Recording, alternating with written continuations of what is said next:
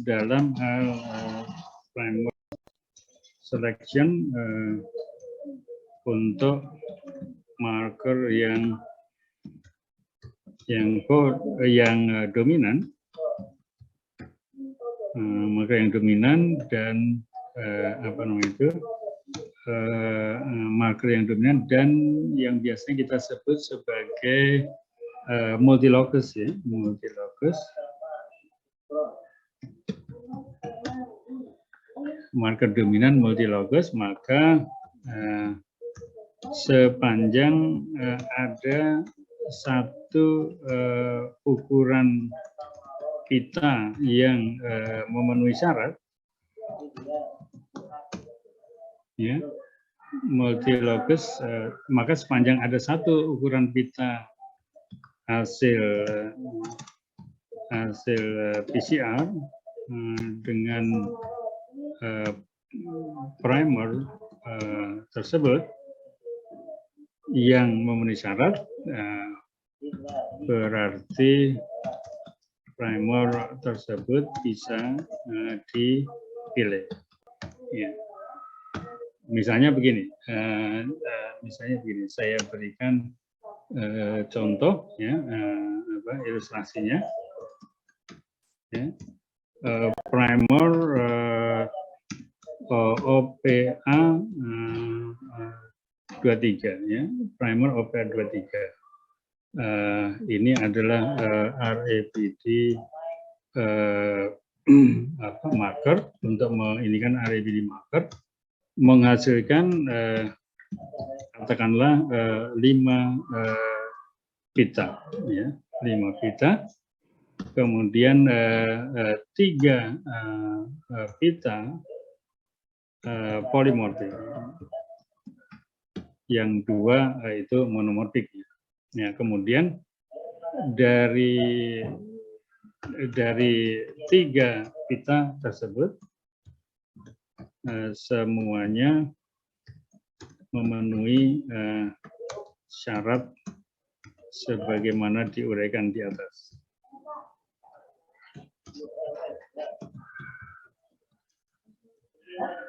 Ya.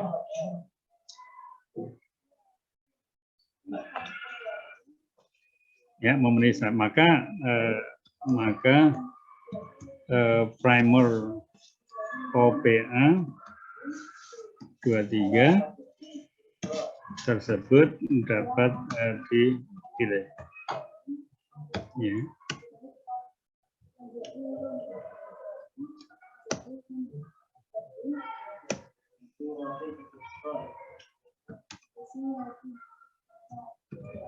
Ilustrasi 2 misalnya, primer OPA OPZ 12, ya. Ini tetap RABD marker menghasilkan satu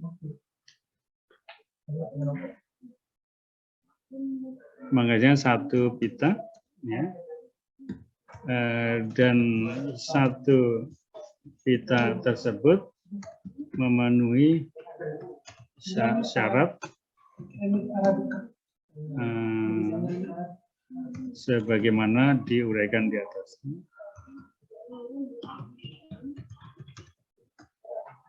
Ya, maka primer OPZ berapa tadi? 12 itu dapat dipilih. Oke. Nah, ilustrasi yang ketiga,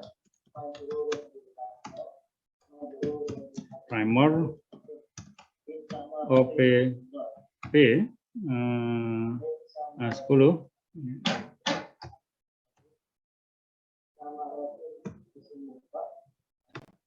OPB 10, ya, menghasilkan katakanlah 12 pita, ya kan, 12 pita. satu pita memenuhi syarat sebagaimana diuraikan di atas.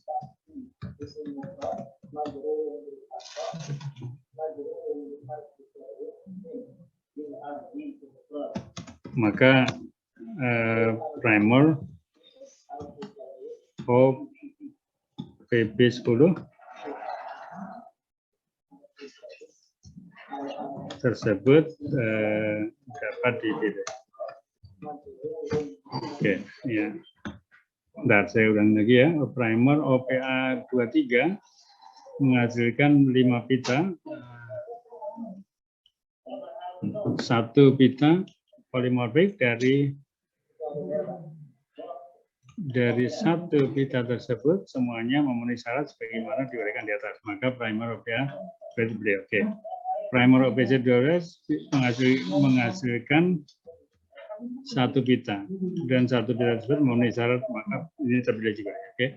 Primer 3 OPB menghasilkan 12 pita, 1 pita tersebut 1 pita memenuhi syarat ya, sebagaimana di atas.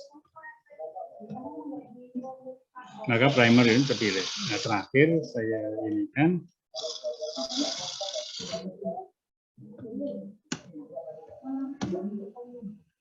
ilustrasi yang keempat.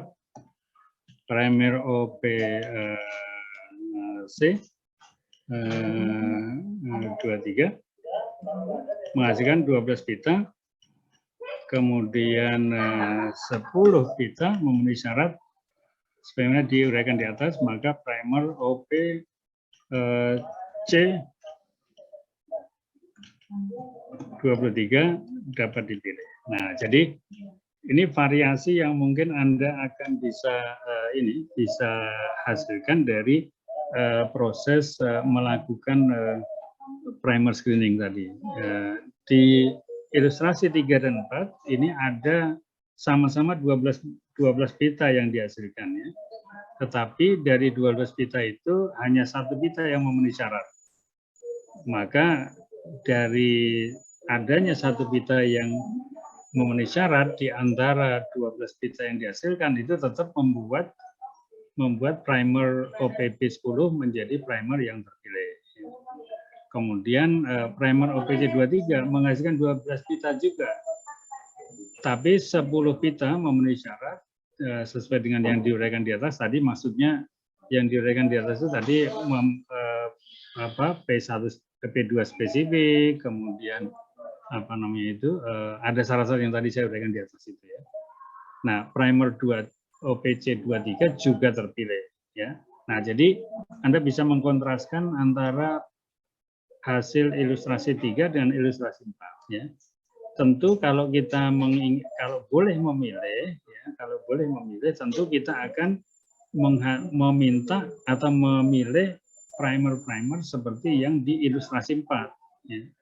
Artinya dari ilustrasi 4 itu kita bisa menghasilkan banyak pita.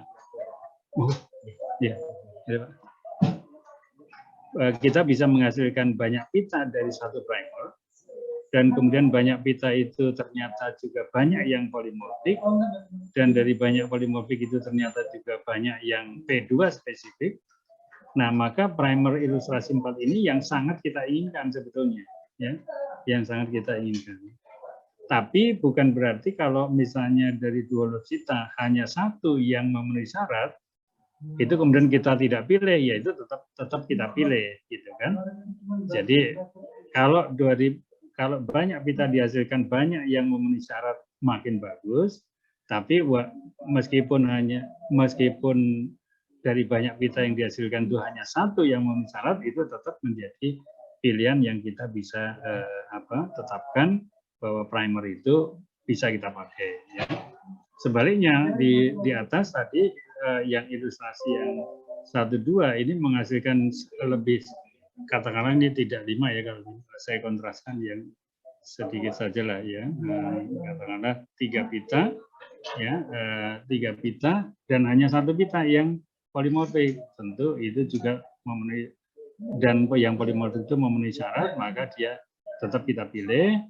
Dan yang lebih ekstrim lagi adalah ilustrasi 2, walaupun dia hanya satu pita, ya, walaupun dia hanya satu pita, kemudian satu pita itu ternyata memenuhi syarat, maka tetap kita pilih.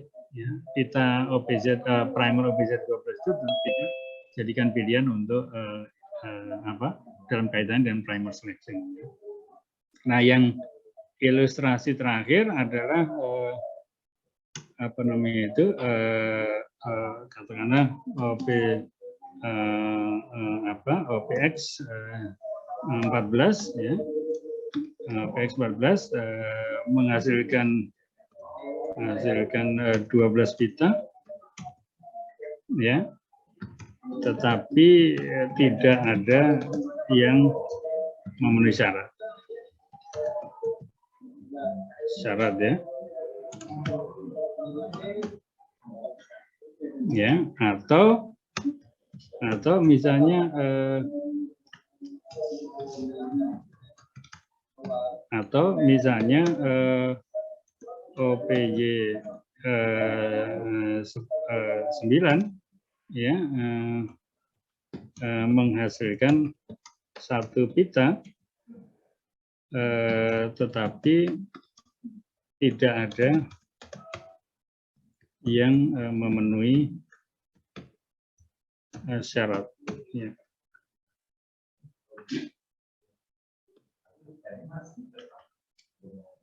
Maka OPX 14 dan OPY 9 itu sama-sama tidak terpilih.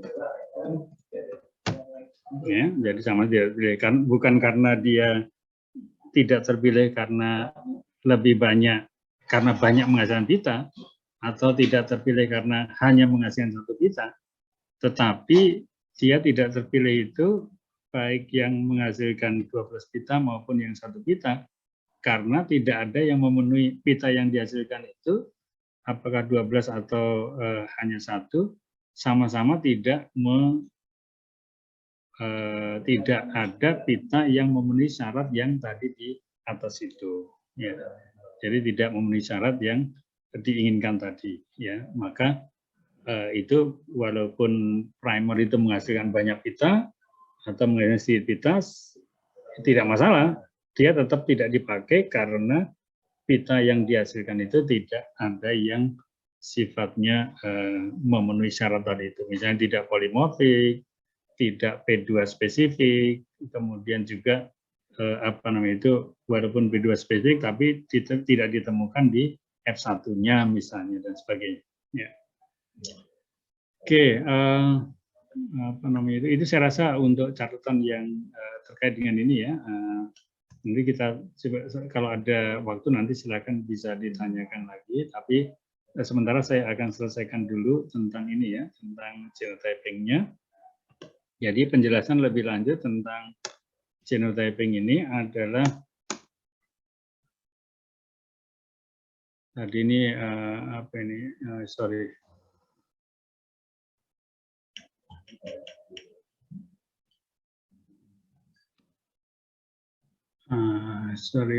step 3 ya, step 3 primer screening ya, kemudian yang step 4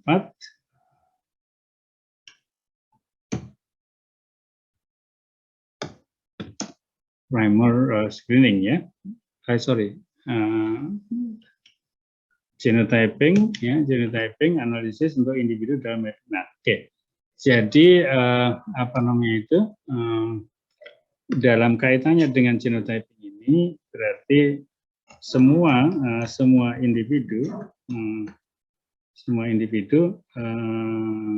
dalam mapping population itu dievaluasi dengan marker primer terpilih ya,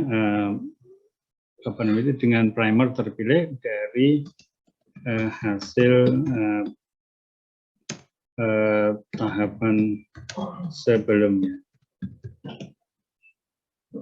Ya, jadi misalnya dari dari tahapan ketiga itu kita sudah memilih lokus-lokus yang sudah kita ketahui mempunyai mempunyai memenuhi syarat tadi. Nah, maka semua lokus itu dipakai untuk menganalisis setiap individu yang menjadi anggota dari mapping population. Nah, maka setiap individu di dalam mapping population dievaluasi dengan primer terpilih dari tahapan sebelumnya ya. Nah, kemudian scoring hasil genotyping, dengan primer. Oke, scoring hasil evaluasi dengan marker dilakukan sesuai sistem marker yang digunakan.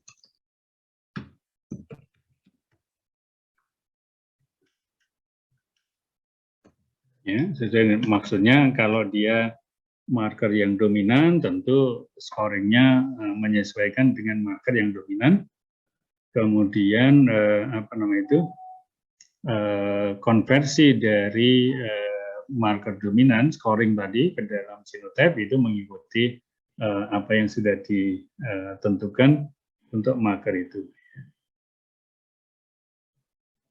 Oke, scoring hasil yang digunakan ya. Jadi apakah marker yang dominan atau kodominan ya. Ya, kemudian scoring sudah ya. Oke, kemudian yang berikutnya adalah konversi scoring menjadi konversi data scoring menjadi data genotype. Ya, sehingga dapat ditentukan apakah individu yang dievaluasi ada dalam kondisi homozigot atau heterozigot.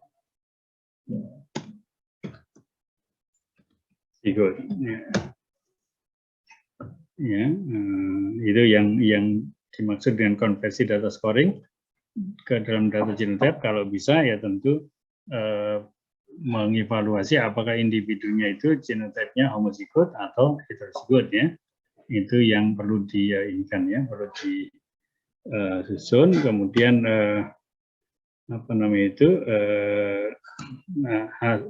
data genotype disusun ke dalam matriks atau format yang ditentukan sesuai software yang digunakan. Software tergantung software yang digunakan. Nanti misalnya apakah memakai MapMaker, nama MapMaker perlu format data tersendiri. Ya. Demikian juga software linkage analisis yang lain bisa jadi perlu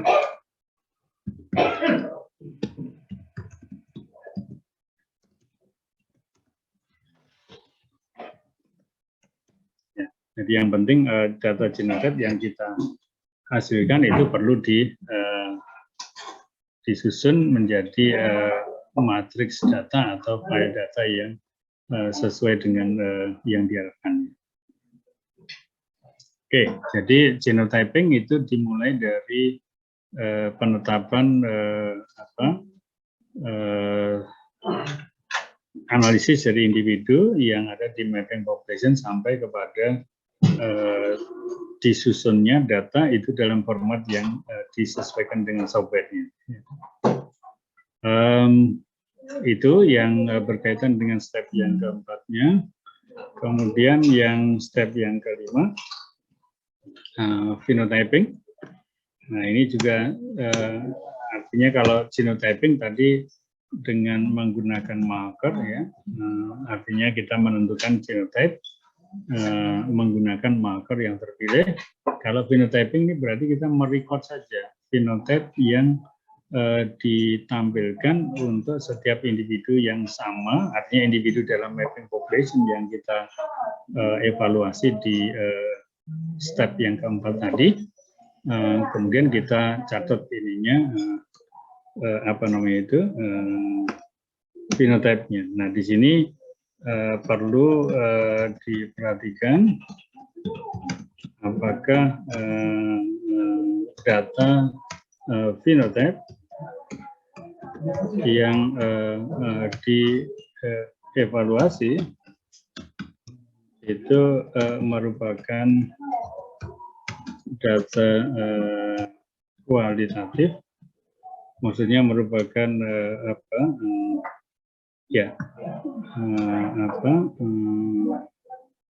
karakter kualitatif dikendalikan oleh satu locus ya, atau karakter kuantitatif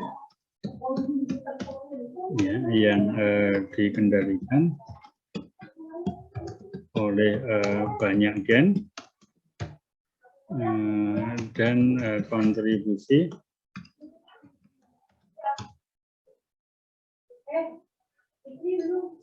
kontribusi setiap gen itu relatif kecil. Jadi ini kan oleh banyak gen, kemudian kontribusi masing-masing gen relatif kecil, sehingga kita sulit untuk menginikan sifat itu sebagai sifat kualitatif ya, harus diinikan sebagai kuantitatif. Oke, baik, itu yang berkaitan dengan phenotype ya. Nah kemudian tergantung pada karakter yang dievaluasi, yang diamati. Ya. Jadi karakternya apa? Ya bisa dalam hal ini bisa dilihat, ditimbang, diukur dan sebagainya ya. Silakan kita intinya adalah kita membuat pengamatan fenotipik tadi itu yang diamati adalah seluruh individu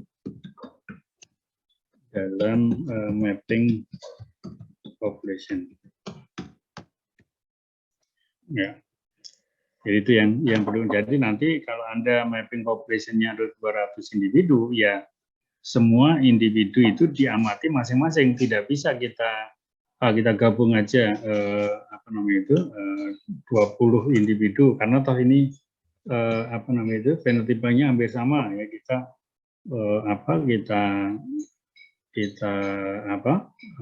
ikat jadi satu, kemudian kita timbang ya, kemudian dirata-rata. Nah itu nggak bisa, jangan begitu ya, tetap masing-masing individu itu kita amati, individu 1 ditimbang 10 gram, individu 2 mungkin 20 gram, individu 3 mungkin 15 dan seterusnya ya. Jadi masing-masing harus dilakukan evaluasi fenotipenya secara tersendiri dan kemudian baru kemudian kita masukkan ke dalam data genotype yang kita sudah siapkan sebelumnya ya. Tidak boleh dijadikan satu di rata-rata, nggak bisa karena itu nanti masing-masing genotype, masing-masing individu akan punya genotype sendiri-sendiri dan kemudian setelah data genotype-nya ada, kita ingin menghubungkan dengan tampilan fenotype-nya ya, secara individu juga, tidak secara rata-rata ya. Nanti tentu akan beda dampaknya ketika kita membuat rata-rata dari pengamatan fenotipik itu ya. Padahal yang kita rata-rata itu genotype-nya bisa berbeda-beda gitu kan. Sehingga kalau kita melakukan demikian maka nanti akan menjadi masalah di dalam analisis linkage yang kita akan lakukan. Oke, yang step yang ke-6 berarti analisis linkage menggunakan bantuan software. Nah, ini nanti yang dilakukan linkage adalah antar lokus ya, misalnya dari lokus 1 sampai 100 itu mana yang ada dalam satu linkage group yang sama dan mana yang ada di dalam linkage group yang berbeda ya. Nah, demikian juga linkage antara locus marker dengan phenotype. Jadi apa namanya itu segregasi dari sifat phenotype-nya dengan segregasi dari locusnya itu apakah dia bersegregasi bersama-sama berarti dia linkage ataukah bersegregasi independen yang artinya dia ada di dalam kromosom yang berbeda ya. Nah, itu nanti tentu akan kita evaluasi menggunakan apa namanya itu software tadi software untuk linkage analisis itu ya. Ini nanti yang saya coba buatkan videonya untuk MapMaker.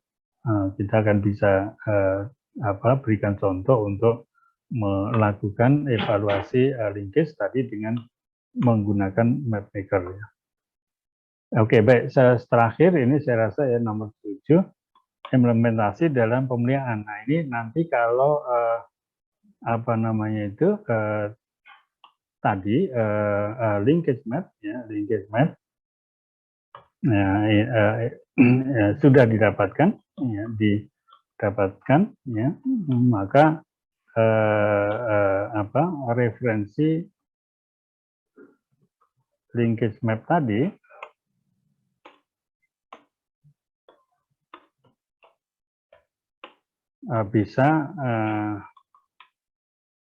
bisa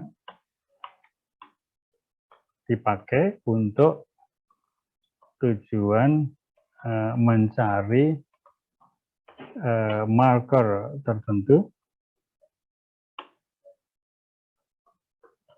yang apa namanya itu bisa menjadi penanda bagi sifat fenotipik tertentu. Ya, jadi apa namanya itu setelah kita mengembangkan linkage map nanti misalnya apa namanya itu kromosomnya itu ada 16 jadi kita kita bisa membuat linkage group dari 16 katakanlah 16 linkage group yang masing-masing diharapkan merepresentasikan setiap kromosom tadi ya. Nah, maka kita tinggal kemudian menggunakan linkage map ini sebagai reference untuk kemudian dipakai melakukan tadi identifikasi kira-kira fenotipik apa itu ada di linkage group yang mana ya, kan begitu. Nah, kemudian di dalam itu di dalam setelah ketemu dia di linkage group berapa, kemudian ada di antara marker apa yang ada di dalam linkage group itu ya, kemudian kita bisa gunakan itu untuk melakukan yang nanti kita sebut sebagai marker assisted selection ya.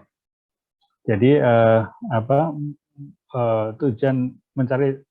tujuan mencari marker tertentu yang bisa menjadi penanda bagi sifat fenotipik tertentu. Maksudnya penanda bagi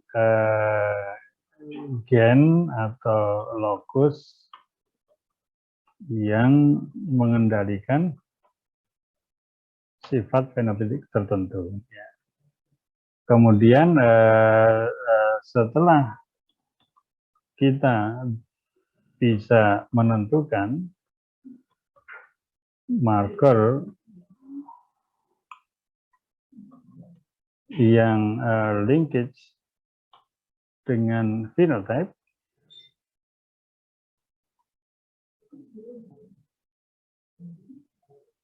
ya, jadi setelah kita bisa menentukan marker yang linkage dengan phenotype, maka marker tersebut bisa digunakan untuk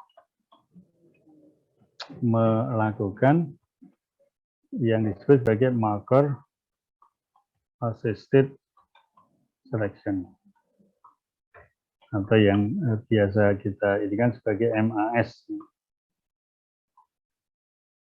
marker assisted selection, MAS.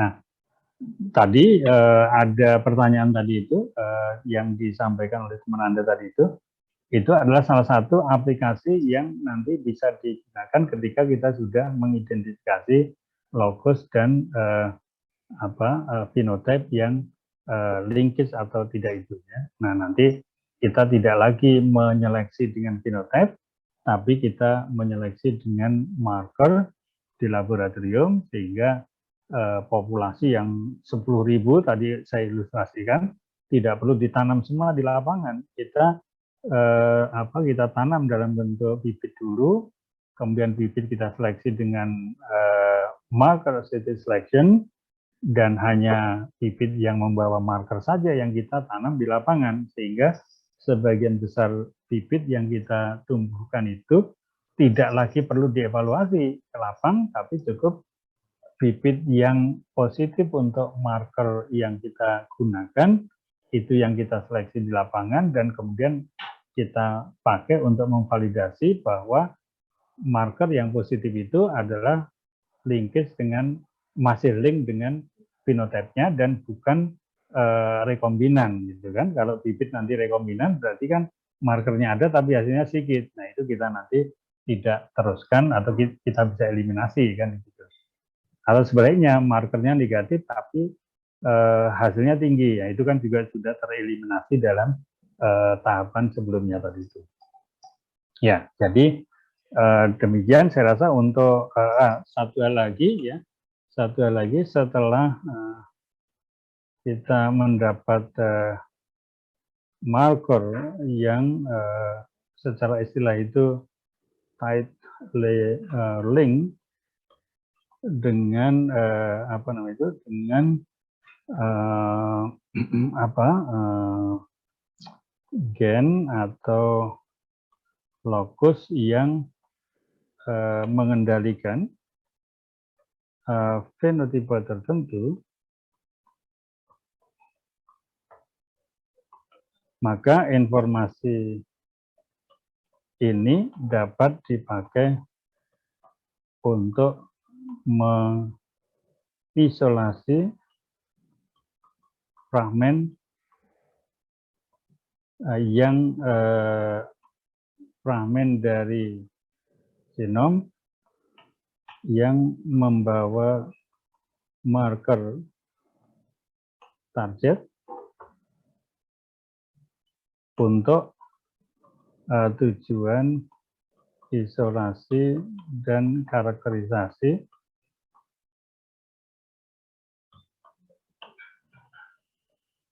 gen yang berpotensi ada di lokasi tersebut. Jika gen yang dicari ada di lokasi target, maka besar kemungkinan gen tersebut adalah gen pengendali dari phenotype yang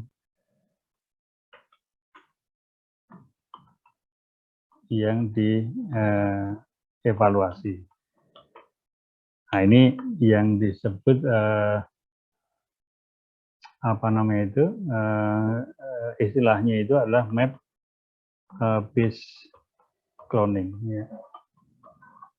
Map based cloning. Jadi kita membuat apa namanya itu, peta dari genom, kemudian dari peta genom itu kita mendapatkan marker yang sangat dekat dengan bagian dari genom yang mengendalikan fenotipik tertentu, dan kemudian menggunakan marker tadi kita bisa mengisolasi fragmen dari genom, kemudian fragmen tersebut bisa kita sequence, genome sequencing, dan kemudian kalau dari genome sequencing itu ternyata bisa teridentifikasi gen-gen tertentu, karena kalau sequence dari DNA-nya itu bisa kita tentukan, kita bisa memprediksi ini kira-kira gen apa, ya, berdasarkan pada nucleotide sequence yang ada. Nah, kalau nanti itu bisa kita tentukan, maka gen tersebut kemungkinan akan menjadi gen yang berhubungan dengan fenotipik tadi. Artinya gen pengendali fenotipe itu mungkin adalah gen yang ada di dalam bagian dari genom yang kita isolasi berdasarkan peta linkage yang kita buat itu, ya. Maka isolasi gen dengan cara yang demikian, kita mengembangkan marker yang ada linkage dengan target gene, target genomic region, kemudian kita sequence, kita evaluasi, hasilnya adalah keluar dengan satu atau beberapa gen tertentu yang ada di situ, dan kemudian kita bisa validasi bahwa betul memang gen itu ternyata berkaitan dengan fungsi yang kita inginkan, maka kita bisa melakukan identifikasi bahwa gen tersebut yang menjadi penentu dari sifat fenotipe itu. Nah, seluruh proses ini yang biasanya dikenal dengan istilah map based cloning. Jadi cloning menggunakan berdasarkan pada pemetaan linkage yang kita buat dari genom tanamannya. Nah, tentu ini juga menjadi salah satu aplikasi yang digunakan oleh para peneliti dalam rangka untuk mengidentifikasi atau mengisolasi gen tertentu dari genom tanaman, ya. Jadi kalau kita sudah mempunyai peta genetik yang bagus, dan kemudian itu bisa dilakukan dengan cukup presisi, ya, maka kita bisa mengisolasi gen yang ada di daerah itu, ya. Nah, kemudian kita bisa menggunakan gen tersebut untuk tujuan yang lain, misalnya mau digunakan untuk rekayasa genetika atau untuk studi biologi molekuler, ya, ingin melihat fungsi dari gen itu apakah juga mempengaruhi ekspresi dari gen yang lain, misalnya, ya, melalui analisis fungsional, ya, baik pada coding regionnya atau juga pada promoter regionnya, ya. Nanti kita bisa mendapatkan informasi lebih banyak lagi ketika kita sudah bisa mengisolasi fragmen yang kita inginkan tersebut yang berasosiasi dengan fenotipik tertentu, ya. Baik, saya rasa kita sudah cukup, ya, melewati waktu yang ditentukan, saya rasa, atau kalaupun kurang sedikit. Jadi sementara mungkin untuk yang bagian kuliah ini baru saya selesaikan di bagian tadi itu yang pertama, linkage analisis, dan mestinya ini dan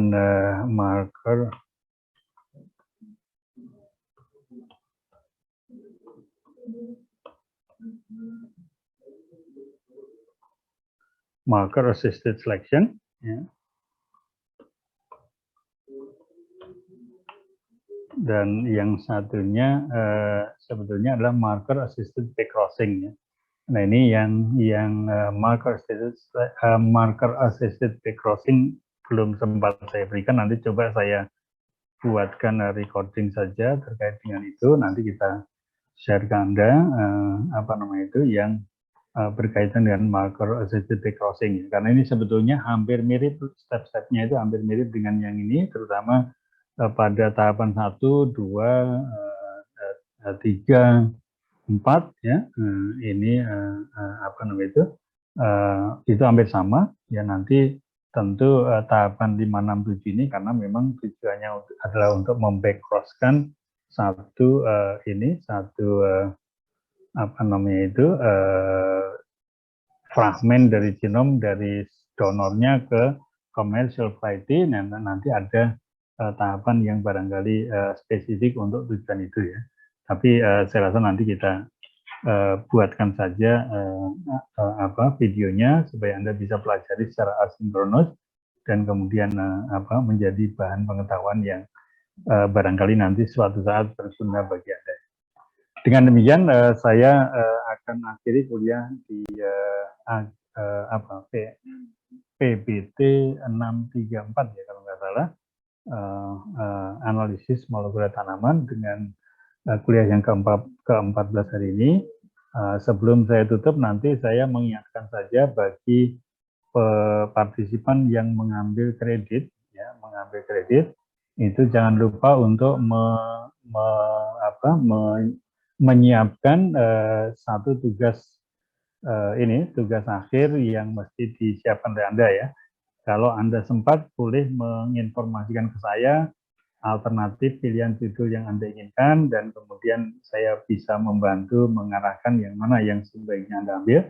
Tapi kalau nggak sempat, ya nggak apa-apa, langsung dilakukan saja juga nggak apa-apa, karena ini sudah mendekati ujian akhir semester ya. Jadi silakan, jangan lupa nanti itu menjadi syarat bagi Anda untuk mengambil ujian akhir semester. Ya, nanti Anda mengirimkan ke saya dulu pada hari ujiannya, dan kemudian baru saya perbolehkan Anda untuk mengikuti ujian akhir semester. Ya. Jadi bagi Anda yang tidak memasukkan tentu akan tidak diperbolehkan untuk ujian akhir semester pada saat itu. Oke, dan kemudian jangan lupa ini karena sudah memasuki minggu ke-14, berarti kita tinggal menunggu ujian akhir semester. Nanti tolong disiapkan, jangan menunggu sampai besok ujian baru menyiapkan, karena materinya cukup banyak. Kemudian juga software-software yang perlu Anda kuasai juga perlu waktu untuk bisa membiasakan penyiapan datanya dan sebagainya. Interpretasi dari hasil juga perlu disiapkan. Jangan sampai nanti pada saatnya sudah dilakukan analisis betul, tapi nggak tahu apa yang mesti dilakukan ya. Dan itu tentu kalau Anda masih punya waktu menyiapkan itu, bisa berdiskusi dengan teman dan yang lain, mungkin bisa saling menginformasikan ya. Sehingga nanti pada saatnya kalau misalnya itu keluar sebagai bagian dari ujian, Anda tidak menghadapi masalah ya. Karena sebetulnya kalau kita sudah terbiasa memakai software-software yang kita diskusikan di kelas ini, tidak memerlukan waktu yang lama dalam kaitannya dengan analisis data set tertentu ya. Apalagi ini kan Anda sudah disiapkan datanya, tinggal menganalisis saja ya. Tidak perlu mengenerate data itu ya. Pastinya tidak akan memakan terlalu lama ya. Dengan demikian, sebelum satu hal lagi, selama kita berinteraksi mungkin secara sengaja atau tidak sengaja ada hal-hal yang mungkin tidak menyenangkan yang saya lakukan. Namanya manusia pasti ada kesalahan, ada yang perlu yang tidak menghinakan dan sebagainya. Nanti tolong dalam kesempatan ini saya mohon maaf ya kalau ada itu. Nanti jangan sampai kita masih membawa beban masalah karena hal-hal yang kita tidak sengaja ataupun yang sengaja. Baik, ini ada yang ingin menanyakan sesuatu, Mbak Siti Nurhidayah ya. Silakan Mbak. Baik Prof, terima kasih atas waktunya. Pertama mau konfirmasi terkait ini Prof, tugas, apakah tugas itu adalah translate atau resume atau apa kira-kira Prof? Takut salah kami. Iya, yang paling gampang adalah translate saja. Ya, kalau nanti resume Anda mesti mengumpulkan banyak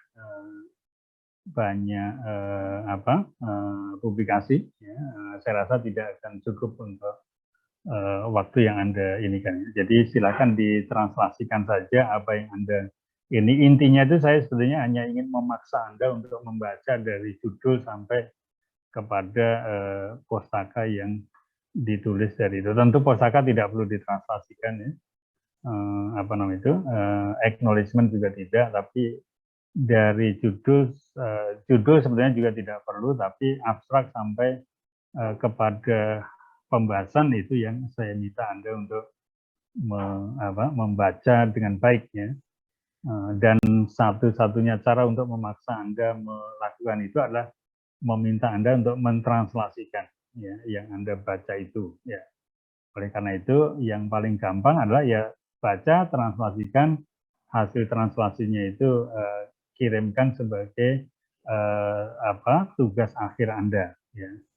Nanti saya akan melihat dari yang Anda lakukan itu, ya Anda memilih judul apa, kemudian hasil translasinya mana, file PDF yang aslinya tolong disertakan ya. Jadi Anda mengirimkan 2 file, yang satu adalah hasil translasi Anda, dan yang kedua adalah hasil file asli dari publikasi yang Anda gunakan untuk menjadi tugas akhir itu. Ya. Nah itu yang paling mudah menurut saya untuk dilakukan. Intinya tadi saya ingin memaksa Anda untuk membaca satu publikasi yang barangkali paling Anda minati gitu ya. Jadi jangan mengambil asal-asal ya, karena Anda memerlukan waktu yang diinvestasikan ke dalam proses untuk membaca dan mentranslasikan itu. Jadi pilihlah sesuatu yang menarik, yang kemudian Anda juga punya minat di situ, yang terbaru ya, yang terbaru itu penting juga. Kemudian kirimkan itu sebagai tugas akhir Anda. Itu saya rasa ya, Mbak tadi itu. Ya. Terus Prof, yang file yang ini kemudian rekaman boleh di-share ke kami, Prof? Boleh, saya belum sempat posting 3 tempat sesi yang terakhir ya, tapi nanti segera saya lakukan sebelum ini ya, secepatnya mungkin hari ini atau besok. Biasanya saya langsung upload ke Google Drive saya, tapi kebetulan beberapa waktu terakhir ini karena ada kesibukan yang lain, jadi belum sempat mengupload. 3 atau 4 sesi yang terakhir itu kayaknya belum saya upload semua. Nanti saya usahakan secepatnya, apakah hari ini atau besok saya usahakan untuk mengupload dan sharing seperti biasa. Saya share yang link yang bisa dipakai untuk untuk mengambil materi-materi tersebut. Ya. Oke. Okay. Baik, Prof. Terima kasih atas bimbingannya selama 14 kali tatap muka. Ya, baik. Maaf kalau kami banyak kekurangan. Makasih, Prof. Ya, oke, okay. Baik. Terima kasih. Masih ada lagi yang akan menanyakan atau memberikan masukan atau apa yang lain? Baik, kalau tidak ada, ini aja. Jadi saya membuka tangan untuk Anda-Anda yang barangkali ingin berkonsultasi tentang penerapan marka molekuler ke depan ya. Artinya dalam kaitannya misalnya penyusunan tesis atau disertasi Anda ya. Jangan sungkan, maksud saya meskipun saya bukan pembimbing Anda, tapi Anda perlu konsultasi untuk topik-topik berkaitan dengan apa yang kita bahas di kelas, dan kemudian juga barangkali interpretasi data atau apa yang lain berkaitan dengan tesis dan skripsi Anda ya, tesis dan disertasi Anda. Meskipun bukan pembimbing, saya biasanya membuka diri untuk bagi Anda yang ingin berkonsultasi atau berdiskusi ya. Jadi terutama mahasiswa yang mengambil mata kuliah PBT 634 yaitu biasanya saya masih ingat siapa namanya. Jadi kalau Anda memerlukan berkonsultasi, tidak akan saya charge ya, artinya tidak ada fee untuk konsultasi, tidak ada. Tapi semuanya saya ini kan dalam rangka untuk memanfaatkan knowledge yang saya sudah kumpulkan, dan kemudian siapa tahu itu bisa membantu Anda dalam menginterpretasikan data-data yang mungkin Anda kumpulkan dalam skripsi atau ini yang lain. Ya, jadi silakan, kalau ini Anda punya nomor HP saya, kita masih punya WAG ini, yang ini tidak akan saya bubarkan, nanti saya akan tetap maintain saja, walaupun mungkin tidak ada informasi yang tersebar. Tapi Anda bisa kontak di situ atau bisa lihat HP saya. Jadi kalau memerlukan kontak nanti bisa dicek di grup tersebut. Ya. Baik, dengan demikian saya akhiri kuliah kita semester ini dengan ucapan alhamdulillahirrahmanirrahim. Assalamualaikum warahmatullahi wabarakatuh. Waalaikumsalam warahmatullahi wabarakatuh. Terima kasih Prof. Dar. Apa namanya itu, nggak tahu apakah kita perlu bikin grup foto ini ya, terakhir ini soalnya ini. Bisa minta izin ditampilkan.